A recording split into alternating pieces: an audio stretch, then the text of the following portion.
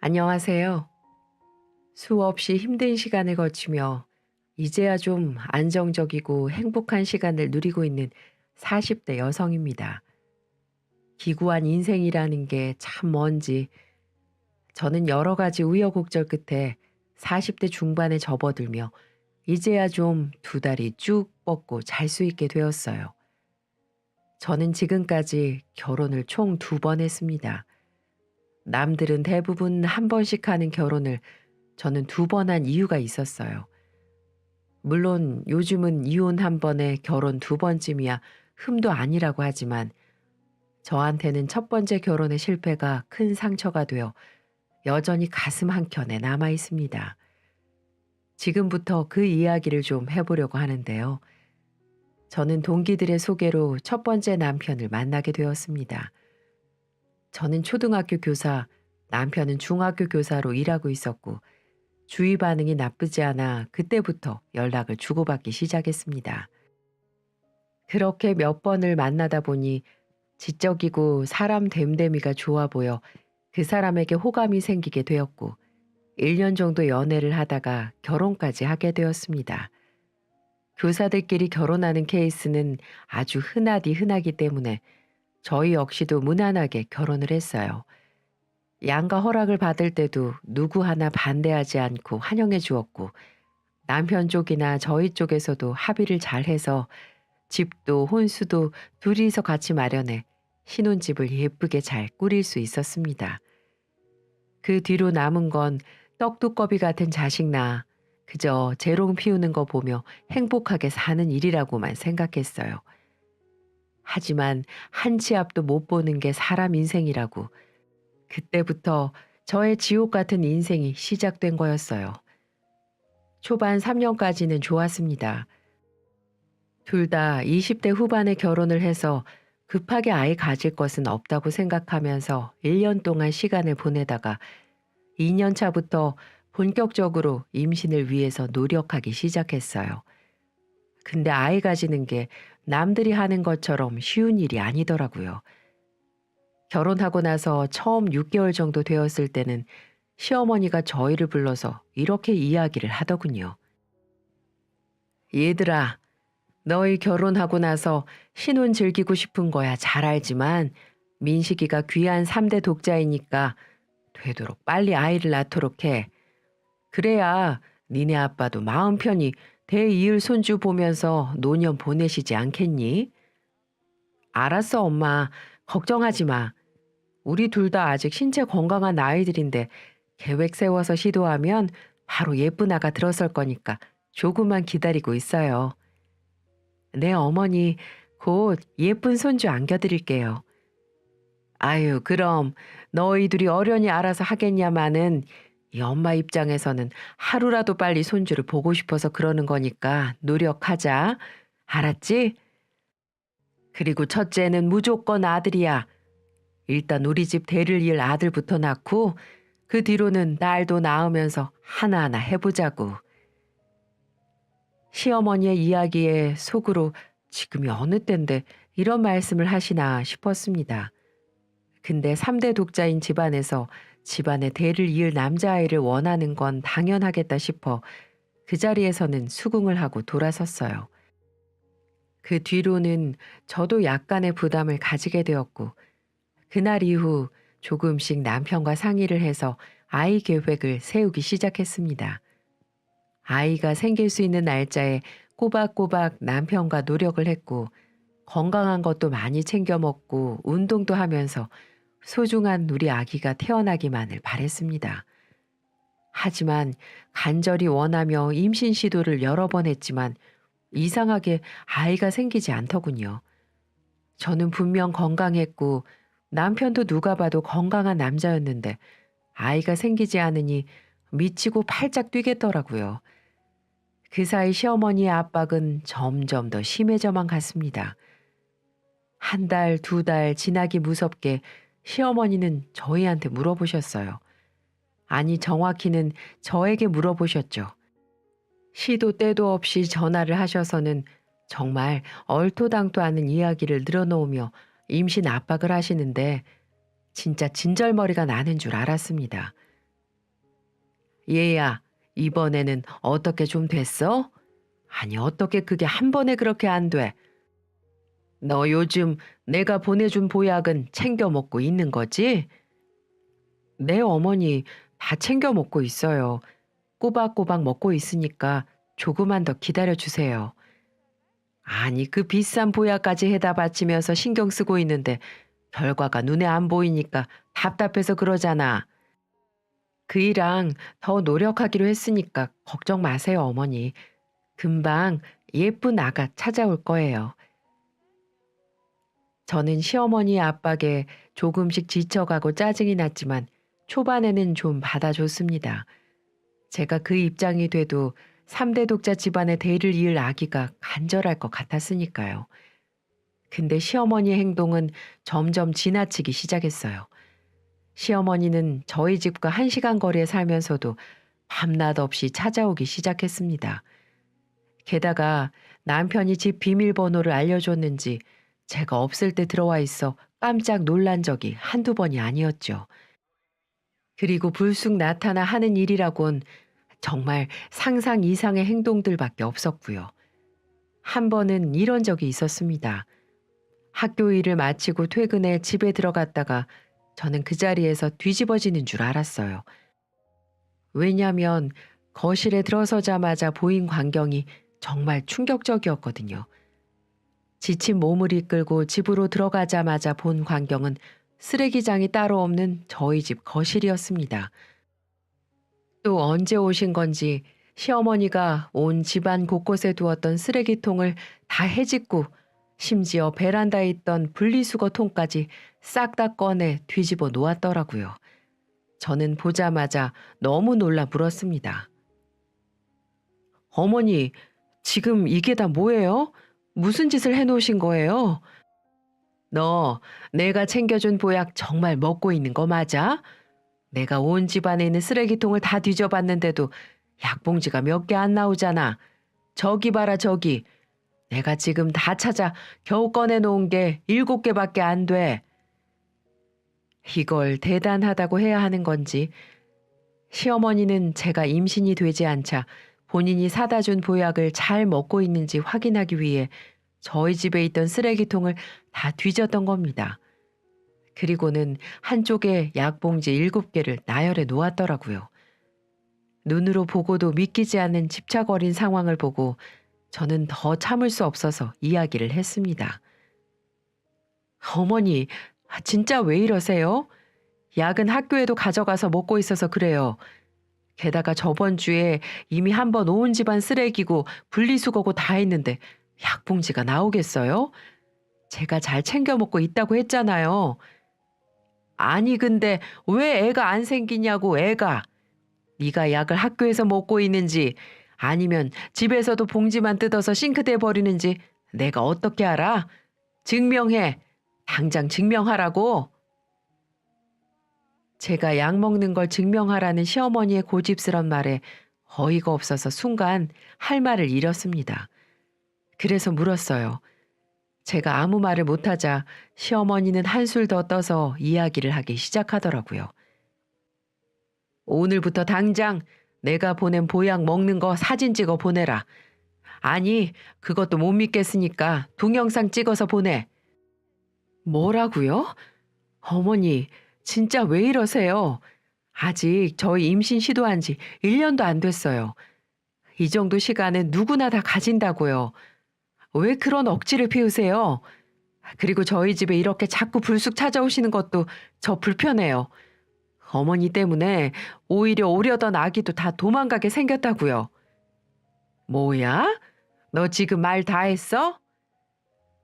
시어머니와의 언쟁이 높아질 때쯤 남편도 귀가를 했고 저희 둘이 싸우고 있는 소리가 밖에까지 들렸는지 헐레벌떡 문을 열고 저희 쪽으로 오는 게 느껴졌습니다. 엄마, 소영아, 뭐 하는 거야? 왜 이래? 밖에까지 둘이 싸우는 소리 다 들려. 집안 꼴은 이게 다 뭐고? 나도 몰라. 집에 오니까 어머니가 이렇게 다 해놓으셨어. 내가 보약 잘 챙겨 먹고 있는지 확인해야겠다면서 먹은 약봉지 개수 세느라고 이 짓을 벌여 놓으셨다고. 저는 남편에게 모든 상황을 다 이야기했고 그때까지만 해도 남편도 저의 편이었기 때문에 어머니를 다그쳤어요. 아이 참 엄마, 소영이 잘 챙겨 먹고 있어. 자꾸만 집에 와서 이것저것 잔소리하는 것도 힘든데 왜 이런 짓까지 벌여? 이러면 우리 다른 데로 이사 가서 알아서 애 낳을 거야. 아니면 애 낳고도 엄마한테는 말씀 안 드릴 거예요? 그러니까 이제 찾아오는 거 그만 좀 하고 이런 황당한 짓도 하지 마시고요. 이게 다 뭐야 진짜. 이걸 언제 치우냐고. 이게 엄마한테 못하는 소리가 없어. 애미가 돼서 자식 집에 와서 참견도 못하면 그게 무슨 부모니? 너네 온 집안이 지금 다 지켜보고 있다는 것만 알고 있어. 너네 아들 못 낳으면 우리 집 그대로 대 끊기고 망하는 거라고. 알아들었어?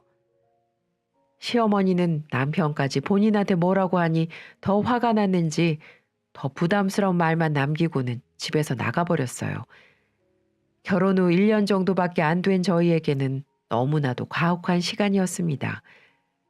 그래도 그때까지만 해도 저를 사랑한다고 생각했던 남편은 괜찮다고 저를 다독여 주었죠. 여보, 괜찮아. 우리 아직 젊어. 그러니까 조금만 더 노력하자. 내가 엄마한테 말해서 비밀번호 바꿀 테니까 이제 더 신경 쓰지 말고 당신은 마음 편안하게 먹어. 그래야 임신도 잘 되지.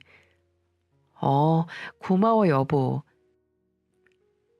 저를 다독여준 남편은 그 더러운 쓰레기장 같은 거실도 아무 말 없이 치우기 시작했어요. 저를 생각해주는 마음에 고마워 함께 치우며 남편을 생각해서라도 아기를 가지기 위해 더 노력해야겠다는 생각을 하게 되었죠. 하지만 그 이후로도 계속해서 임신은 되지 않았고 시어머니의 독촉이 계속되며 남편도 지치기 시작하는지 점점 변하기 시작했습니다. 결국 1년을 더 노력을 하다가 안 돼 주변에서도 병원을 가보라고 하기에 남편과 같이 산부인과를 찾게 되었어요. 떨리는 마음으로 저희들은 병원에서 검사를 했고 결과는 충격적이었습니다. 생각지도 못했던 난임의 이유는 바로 저의 난소 유착 때문이었어요. 평소 생리통이 좀 심하긴 했지만 남들도 다 겪는 정도였기 때문에 크게 생각하지 않았죠. 근데 이 모든 게 난소 유착 때문이었고 나팔관도 같이 막혀 있었기 때문에 임신이 되지 않았던 거였어요. 저는 너무나도 충격을 받고 그 자리에서 정말 하염없이 울게 되었죠. 하지만 희망이 있다면 수술까지 하고 시험관까지 하면 아기를 낳을 수도 있을 거라는 말을 해주어 저는 지푸라기라도 잡는 심정으로 그 희망에 기대 보려고 했어요. 하지만 그 희망은 저만 가진 거였더라고요. 옆에서 모든 걸 다 같이 들은 남편은 그날부터 태도가 바뀌기 시작했습니다. 남편의 태도는 산부인과에서 나오자마자 바뀌더군요. 정말 황당 그 자체였죠. 힘겨운 마음으로 산부인과에서 나와 남편에게 기대 쉬고 싶었던 저는 순간 들려온 남편의 말로 인해 그 자리에서 쓰러질 뻔했습니다. 나 지금 당신 보고 싶지 않으니까 집에는 따로 가자. 차는 내가 끌고 왔으니까 내가 다시 가지고 갈게. 당신은 택시를 타고 오든 버스를 타고 오든 알아서 해. 뭐라고? 당신 어떻게 말을 그렇게 해? 지금 누구보다 힘든 건 나 아니야? 위로는 못 해줄 망정 지금 이게 무슨 짓이야? 당신이야말로 뭘 모르는 소리 한다. 나는 지금 대가 끊기게 생겼어. 근데 뭐? 당신이 누구보다 힘든 상황이라고? 참네. 이렇게 이기적인 것도 마누라라고 내가 데리고 살았다. 더 할 말 없으니까 알아서 가. 남편은 곧바로 따져 물은 저에게 더 심한 말을 하고는 그 자리에서 떠나버렸어요. 정말 어이없으면서도 가슴이 사무치게 힘든 시간이었습니다. 내가 믿고 살았던 남편이 맞나 싶을 정도로 실망스러우면서도 미웠죠. 하지만 남편은 그 뒤로 멈추지 않고 미운 짓만 골라 해댔습니다. 남편이 따로 가자고 말하던 그 뒤로 저는 집에 도착을 했는데도 집에 없길래 어디 다른 데 가서 마음을 추스르고 있는 걸로 생각을 했어요. 근데 집에 간신히 들어와 옷도 벗지 못하고 울고 있는 저에게 대뜸 시어머니에게서 전화가 왔습니다. 울면서 정신이 제대로 차려져 있지 않은 상태에서 전화를 받은 저는 전화기 너머로 들려온 시어머니의 말에 더욱 세상이 무너지는 듯한 시간을 보내야 했어요. 이혼해라. 불임 원인이 다 너한테 있는 거였다면서? 내가 진작에 병원부터 끌고 가서 검사를 했었어야 했는데 내가 미련해가지고 너를 이 집으로 들였다. 내가 미친 거야. 내가. 당장 이혼해. 너 같은 거 며느리로 둘 수 없으니까 당장 우리 집안에서 나가버리라고. 어쩜 두 모자가 이렇게나 이기적이고 똑같은지. 며느리의 기분은 안중에도 없는 시어머니에게 저도 똑같이 화를 냈습니다. 어머니, 어쩌면 그렇게 이기적이세요? 남편도 그래요. 저한테 어떻게 그렇게 가혹할 수가 있어요. 남편도 이해가 안 되지만 저는 어머니도 정말 이해가 안 돼요. 어머니, 저랑 같은 여자 아니에요? 같은 여자로서 지금 제 기분이 어떨지 조금도 염려가 안 되시는 거예요? 정말 너무하신 거 아니냐고요. 이야, 여자가 결혼을 했으면 마누라고 엄마로 사는 거지. 여자가 어딨어? 이러니 무슨 임신이 되겠냐고. 내가 진짜 어이가 없어서.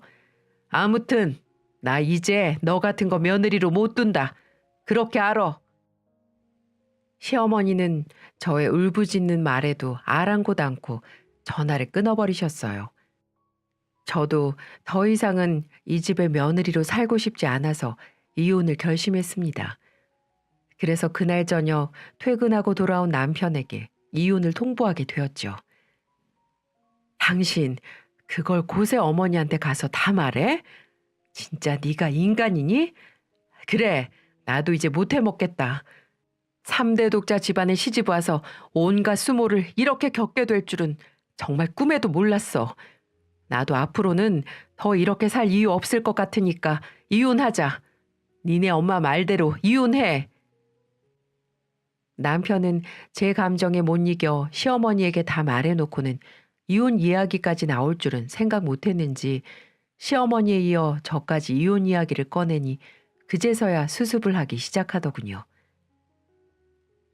여보, 아니 나도 아까는 진짜 마음이 힘들고 괴롭고 그래서 엄마한테 가서 얘기했는데 엄마가 이혼하라고 할 줄은 꿈에도 몰랐어. 나는 그냥 엄마한테 속풀이만 좀 할 생각이었어. 정말이야. 나 당신하고 이혼까지 할 생각은 없었다고. 불임 클리닉 받으면서 수술하고 시험관까지 해보자. 나도 노력할게. 아까는 미안했어. 지금도 미안하고. 그러니까 제발 화 풀어. 미안해 여보. 진심인 듯 눈물까지 고이며 말하는 남편을 보면서 진심으로 아까의 행동을 후회하고 있구나 생각을 했습니다. 남편의 말에 눈물을 펑펑 쏟으며 네가 나한테 어떻게 그럴 수 있냐고 화를 내는 저를 어렵게 다가와 안아주었고 그 자리에서 저는 겨우 조금의 위로를 받을 수 있었습니다. 그날 이후 저는 시어머니의 태도가 차갑게 변한 걸 느끼면서도 남편과 다시 노력을 하기로 했어요. 병원에 가서 수술 상담도 받고 여러 가지 힘든 노력이긴 했지만 저는 누구보다도 열심히 해보려고 마음을 먹었죠. 하지만 시어머니는 그 뒤에서 또 다른 노력을 하고 있었고 저는 그 노력에 완전히 KO패를 당하고 말았습니다. 시어머니는 그날 이후 저만 보면 못 잡아먹어서 안달이었죠. 집안 말아먹는 년이라고 하며 막말을 마구 퍼부었고요. 그때는 병원에 다니며 나름 노력을 하던 시기였는데 어느 순간부터 남편이 저와 각방을 쓰려고 하고 저를 슬슬 피하려고 하더라고요. 처음에는 학교 일이 피곤해서 그런가 보다 생각하고 말았는데 갈수록 병원에도 같이 안 가려고 하고 가정에도 소홀해지기 시작하더군요. 그런데 갑자기 남편이 변한 이유를 시모라는 사람 입에서 듣고 경악을 금치 못하게 됐습니다. 어느 날 집으로 연락도 없이 찾아왔더라고요. 에휴, 애도 못 낳고 여자도 아닌 주제에 너는 대체 언제 나가 떨어질 거니? 너 이제 이 집에서 환영하는 사람 아무도 없어. 그러니까 당장 나가란 말이야. 무슨 오기로 이혼도 안 하고 이렇게 버티는 건데? 어머니, 진짜 끝까지 너무하시네요. 지금 저희 병원 다니면서 노력하고 있다고 했잖아요. 우리 부부 일을 왜 중간에 나서서 일을 크게 만들려고 그러세요? 어머니야말로 머리가 있으면 생각이라는 걸 하시면서 말씀하세요. 요즘 세상에 어떤 바보천지가 시어머니가 하라고 하면 네 하고 말을 들어요. 조금 더 기다려 보세요. 어느 세월에 나는 못 기다린다고. 그리고 그게 될지 안 될지 어떻게 하는데? 그러니까 당장 이 집안에서 나가라고. 나만 이러는 줄 아니? 우리 집 식구들 전부 이혼하길 바란다. 도대체 눈치가 있는 거니 없는 거니? 어머니, 진짜 그러시는 거 아니에요. 그리고 이혼을 결정해도 제가 결정해요. 뭔데 자꾸 참견이세요, 짜증나게? 한 번만 더 그렇게 말씀하시면 더는 못 참습니다. 저도 성격 있는 여자라고요.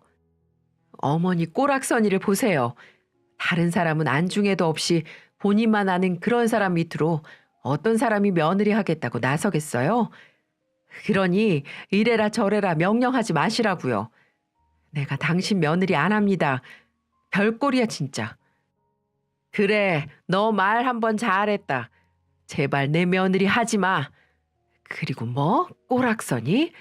이제 보니까 아주 그냥 경우가 없구나 너. 초등학교 선생이라고 좋게 봐줬더니만 그냥 개차반이었어. 네가 걱정 안 해도 내 며느리로 들어오겠다는 사람 벌써 줄 서 있으니까 걱정 마렴. 그리고 너한테는 미안하게 됐다마는 요즘 우리 아들 만나는 여자 있다. 내가 내 친구 딸 한 명 소개시켜줬다. 저놈이 미안하다고 너한테 기어코 말하지 말라고 당부했는데 안 되겠어. 내가 처리해야지. 이렇게 질질 끌었다가는 내가 속 터져서 못 살겠어. 네? 뭐라고요? 이 사람한테 여자가 생겼다고요? 그 순간 남편은 안절부절 어쩔 줄을 몰라 하더라고요. 표정을 보니 그 말이 사실인 듯 보였습니다.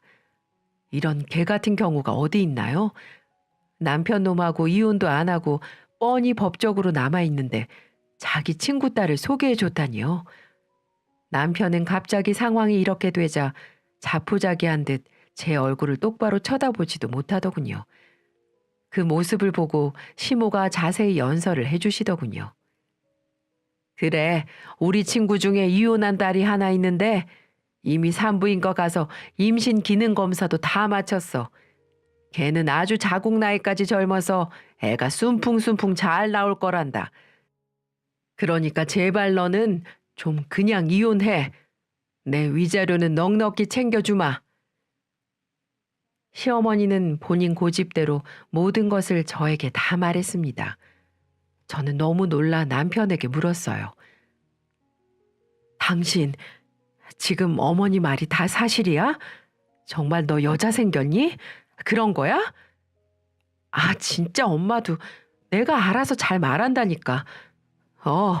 나 지금 만나는 여자 있어. 나도 죄책감이 드는 건 사실이지만 우리 집안을 위해 어쩔 수가 없어. 그러니까 이혼해. 그게 서로에게 행복한 길이야. 뭐? 뭐라고? 바람 피고 이혼 요구한 게 행복한 길이라고? 너 진짜 내가 알던 그 사람 맞니? 왜 이렇게 쓰레기가 된 건데? 정말 소름 돋는다. 니네 엄마 때문에 이렇게 변한 거니? 그래, 이혼하자.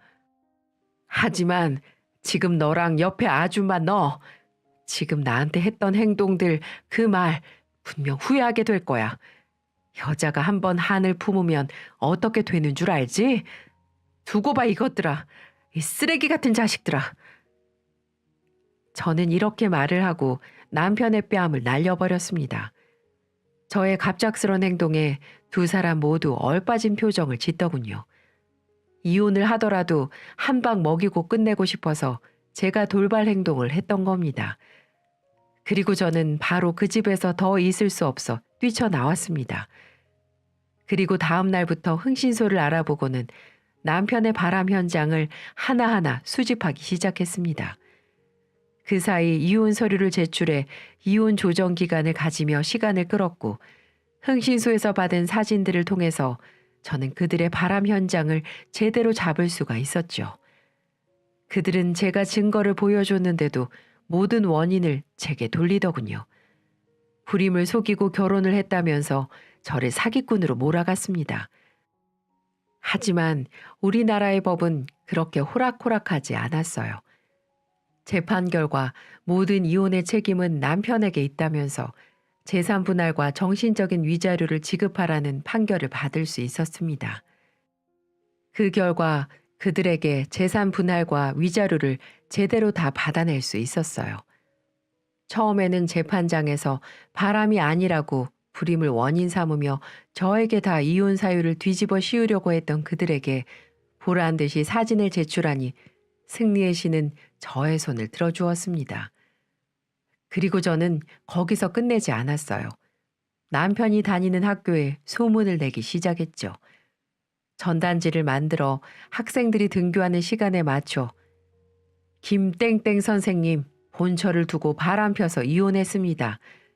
그 본처는 충격으로 정신과 약을 먹고 있고요. 이래도 그 선생 밑에서 교육을 받으시겠습니까? 라고 말이죠. 물론 제가 전단지를 뿌리진 않았습니다. 알바를 고용해서 1시간에 3만 원을 주고 학교 정문에 뿌리라고 부탁을 했죠. 그랬더니 학교가 난리가 났습니다. 등교하는 학생들, 출근하는 선생님들, 그리고 학부모들도 그 전단지를 보더니 다들 놀라움을 금치 못하더군요. 평소 남편은 학교에서 꽤 인정받는 사람이었으니 놀랄만도 하겠죠.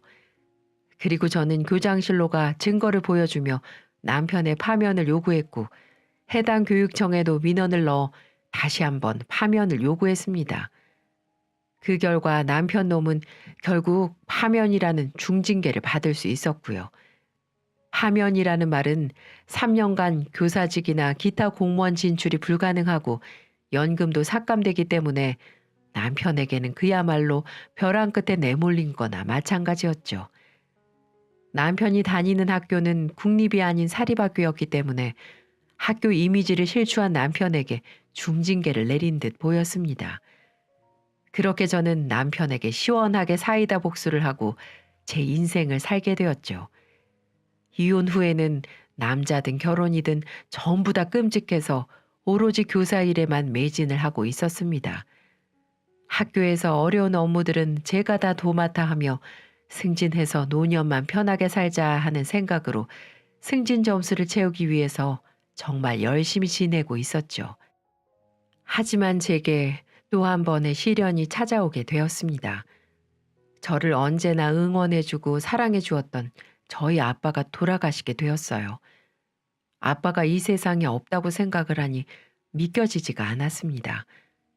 지금이라도 아빠하고 부르면 달려와 줄 것만 같았습니다. 하지만 저는 현실을 인정할 수밖에 없었어요. 저는 엄마를 부여잡고 아빠를 좋은 곳으로 보내드리고 결정을 했습니다. 그리고 엄마와 저는 아빠 없는 세상에서 조금이라도 더 잘 살아보기 위해서 생전에 아빠가 부동산 투자로 남겨두셨던 재산과 사망보험금, 그리고 제가 모아놓은 돈, 부족한 돈은 대출을 껴서 지방에 3층짜리 건물을 하나 매입하기로 했습니다.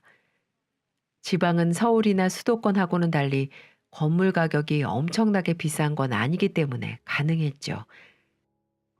엄마는 엄마 몫으로 가야 할 재산 대부분을 저한테 넘겨주면서 건물을 매입하는 걸 도와주셨고 저를 응원해 주셨습니다. 제가 낮에는 학교에 출근해야 되기 때문에 엄마가 건물 관리도 틈틈이 도와주셨고요.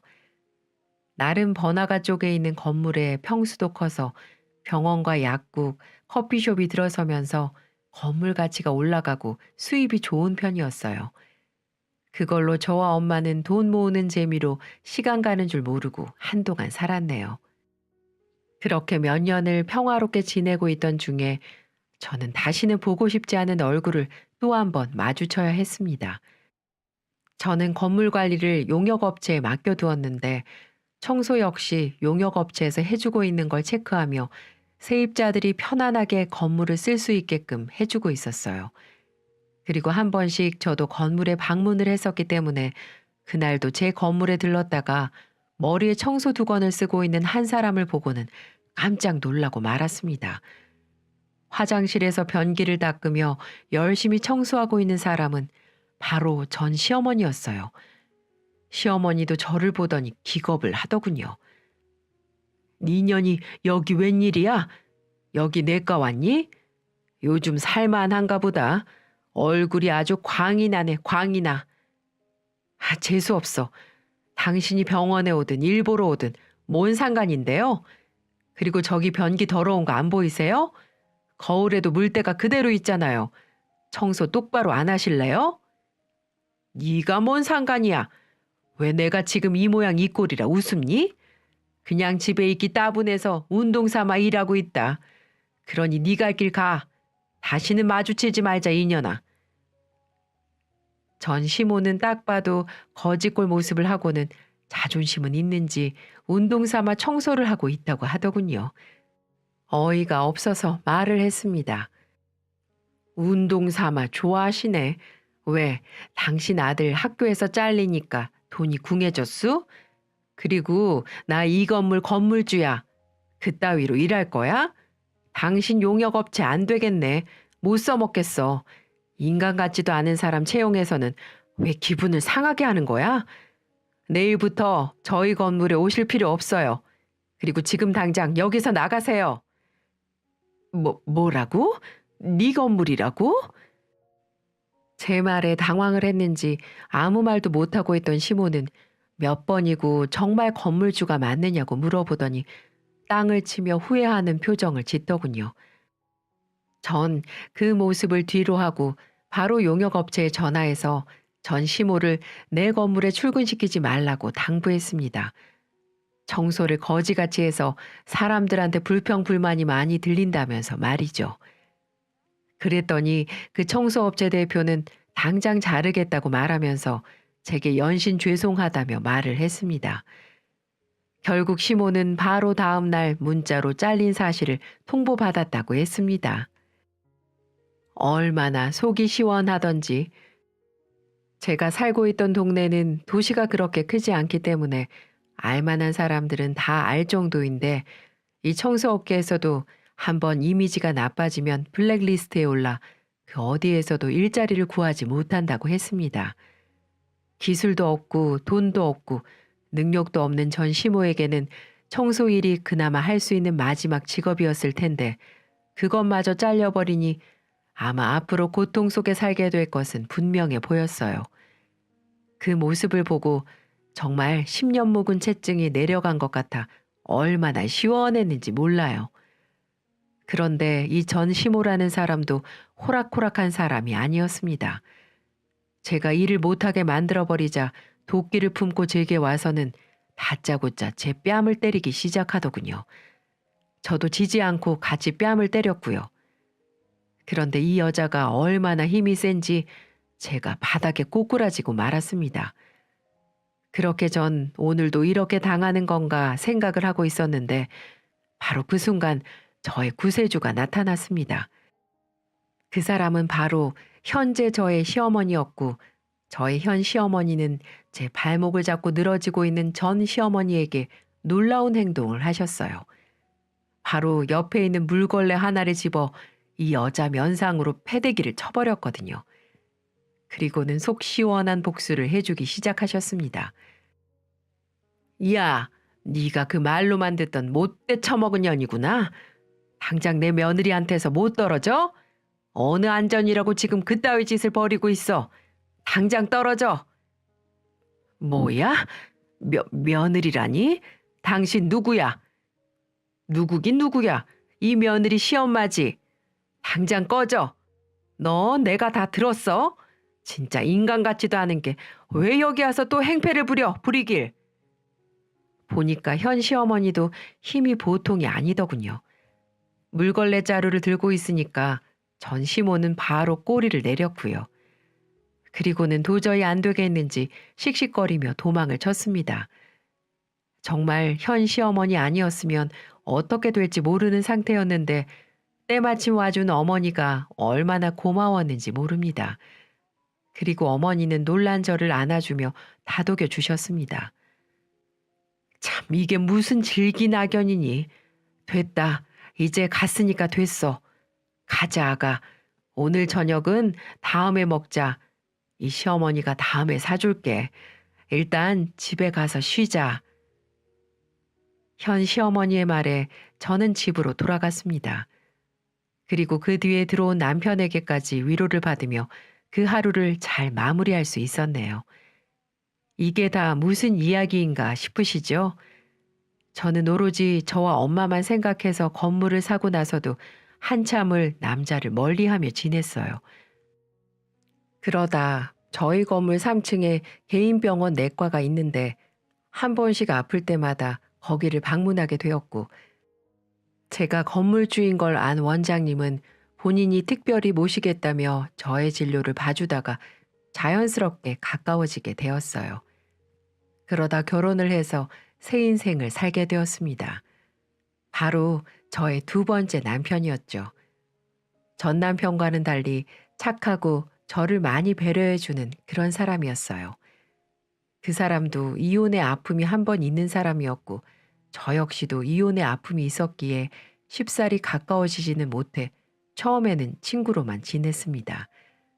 그러다 사람을 편안하게 해주는 그 사람에게 서로의 이혼의 아픔을 공유했고, 저는 모든 이야기를 다 털어놓았을 때 그 사람은 저에게 고생 많았다며 안아주었어요. 거기에 제 마음이 녹아 점점 다가오는 그 사람을 밀어내지 못했고, 그 사람과 마찬가지로 저의 이혼의 아픔을 이해해주며 불임까지도 그럴 수 있다며 받아들여 주신 시부모님으로 인해 또 한 번의 결혼을 결심하게 된 거였습니다. 그 뒤로는 시어머니와 친구같이 지내며 자주 만나 밥을 먹곤 했는데, 사건 당일에도 시어머니와 함께 저희 건물에서 만나 잠깐 남편을 보고는 저녁을 먹기로 했었는데 그 사달이 나버린 거였죠. 근데 지금의 시어머니가 저의 상황을 다 알고 난감한 상황에서 속 시원하게 복수를 해주신 거였어요. 그 뒤로 집에 가서 마음을 추스리고 있는데 시어머니에게 연락을 받았는지 남편이 와서는 저를 또 위로해 줬습니다. 고생 많았다면서요. 그리고 또 한 가지를 체크했습니다. 뭐냐고요? 바로 뱃속에 있는 우리 아기가 괜찮은지에 대한 여부였죠.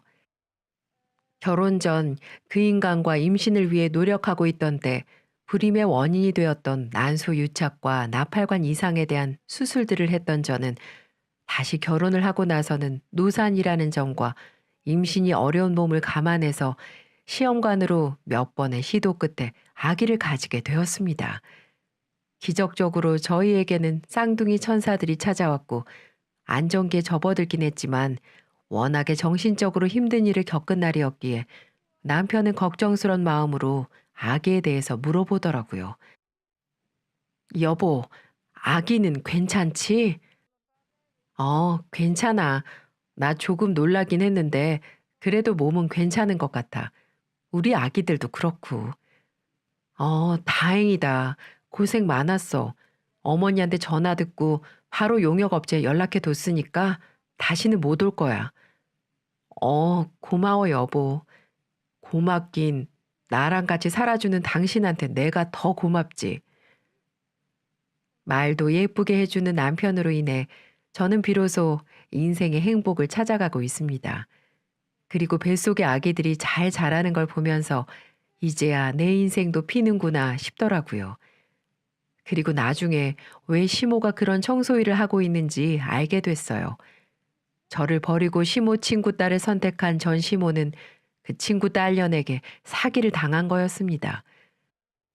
그 여자는 외도로 인해 이혼을 당한 여자였는데 그 버릇 못 고치고 전 남편이 학교에서 잘리자 곧장 다른 남자를 만나 또 바람을 폈다고 했습니다.